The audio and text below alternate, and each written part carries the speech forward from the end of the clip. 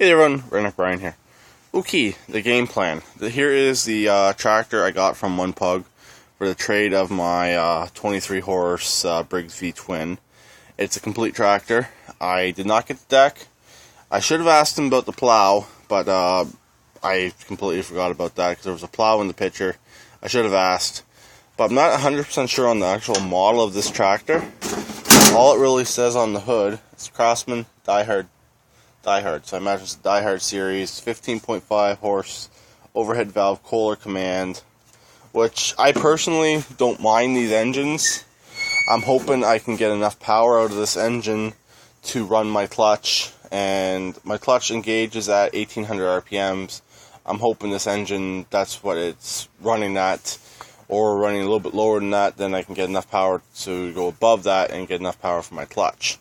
I'm going to separate out the choke and throttle, obviously, so I can run my clutch. I had charged up this battery. I don't know if this battery will hold a charge. This is the battery that was in it. Because they said, it runs, but the battery's dead. So they asked if I had a jumper pack, and I do have a jumper pack, but on Friday, of course, I couldn't find it. On Monday, of course, I couldn't find it.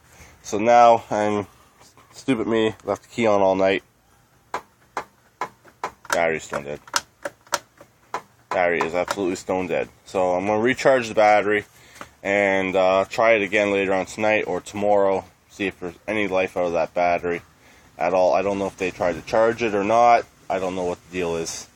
But the bonus with this here, it came with a full tank of gas. Yeah, it's stinky gas, but it's gas, and I'll run it. I will run it.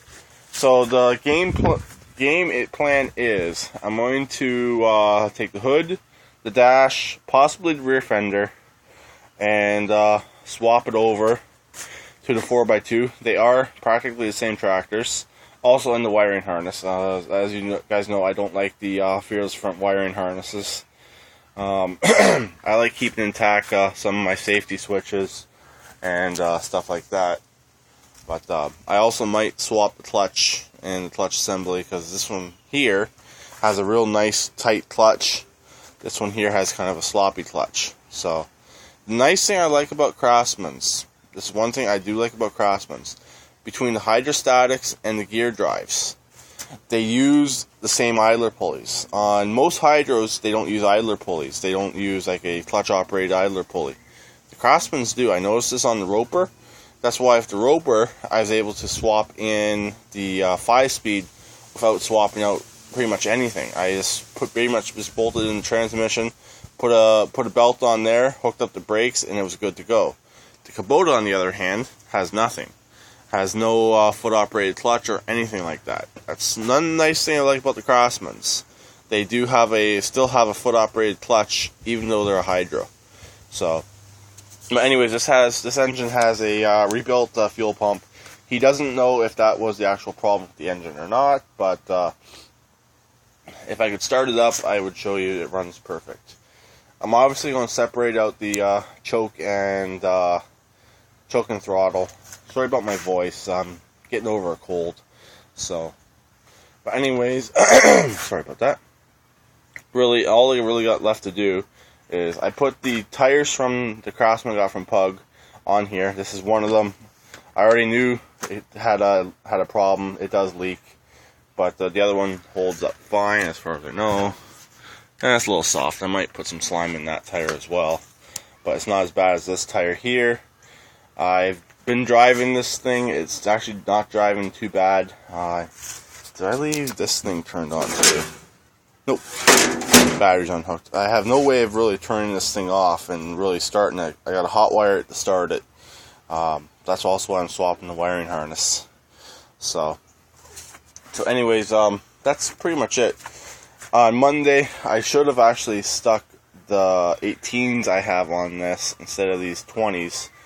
And put the 20s on the Kubota, but I wasn't really 100% thinking on Monday, and I just wanted to get these tires off of here. It's getting late working on this, working on the Kubota.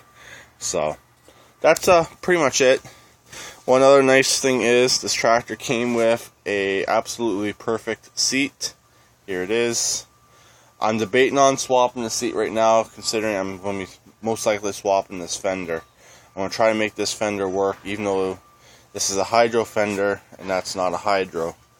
It's a gear drive. Also, I'm debating on what to do with the gas tank. I don't really like that idea, having the gas tank sticking out and having to make a panel. I may use that gas tank. If it's too hard to fill it, I'll swap it back. I'll swap the gas tanks, but we'll see. We will see. It might not be too bad to fill it. Then all I'll have to do on this is just fill in the top of the frame rail with a piece of, maybe get a piece of diamond plate. Fill in the top of the frame rail right there. We'll clean that up quite a bit. And that'll basically be a little storage area, even with gas tanks sitting there, but still, it will still work.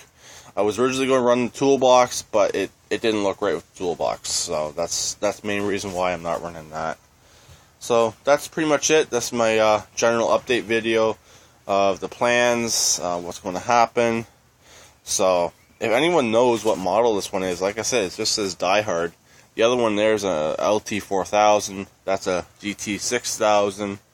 Also, another reason why I wanted this tractor, the hood is very similar to the GT6000, which I love the GT6000 hoods. So, and this tractor cosmetically is perfect. A little bit of rust on the center pan right there. Other than that, cosmetically, this tractor is near perfect. So this one here, cosmetically, it's ugly. So I'm happy I did the swap. So I'll talk to everyone later. Please keep it redneck like always, and please subscribe and comment.